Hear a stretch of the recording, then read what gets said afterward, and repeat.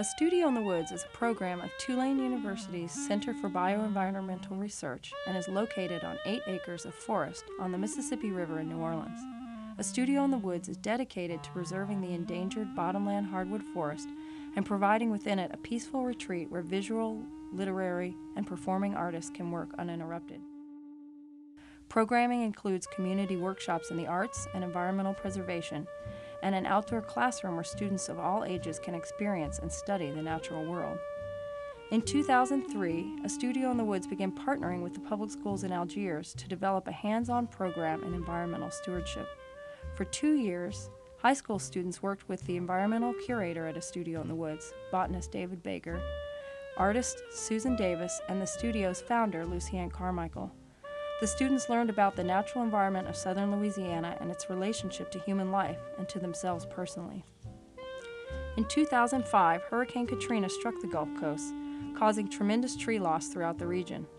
A Studio in the Woods witnessed an enormous surge of new life as young trees grew to fill the open canopy and the woods rapidly healed itself. This growth, in contrast to the challenges faced in the city and in people's day-to-day lives after the storm, created an unprecedented opportunity to share the wisdom and lessons of the natural world. Building on the earlier outdoor classroom model, A Studio in the Woods refined its environmental instruction, and in the spring of 2007, hosted students from Alice Hart Elementary, and then a year later, students from Eisenhower School. Each classroom of 20 or so students came for a series of 6 day-long sessions with environmental educator Heather Zipari, environmental curator David Baker, and entomologist Heidi Canas. Students participated in a series of hands-on scientific and artistic activities to guide them in discovering their place in the natural world. The instructors seek to cultivate a knowledge and appreciation of the wetland ecology, an understanding of the importance of the bottomland hardwood forest ecosystems, and a sense of stewardship in these young learners. For this activity, students were assigned the task of being aquatic doctors for the day, and were informed that their patients, the pond and the ditch, were in need of medical examination. The students were divided into 2 groups, one of which would work with the pond ward and the other with the ditch ward. The aquatic doctors were asked to perform biological examination by collecting small aquatic bugs from their patients. Each group was outfitted with the necessary equipment, including a sweep net and several large containers in which to collect their samples.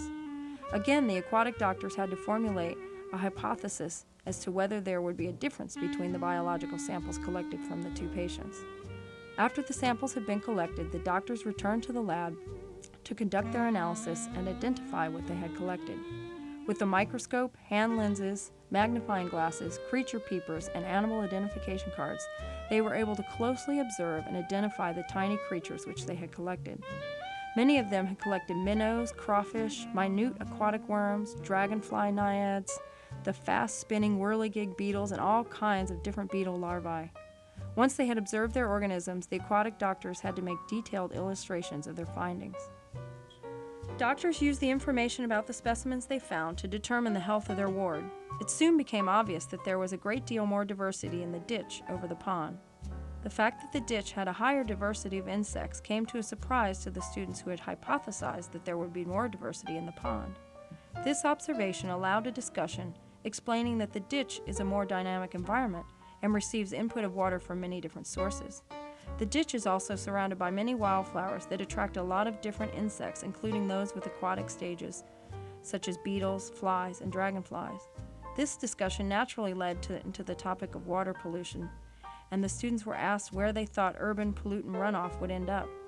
This was an opportunity for students to understand how our waste can filter down and impact the very organisms which they had spent the afternoon observing.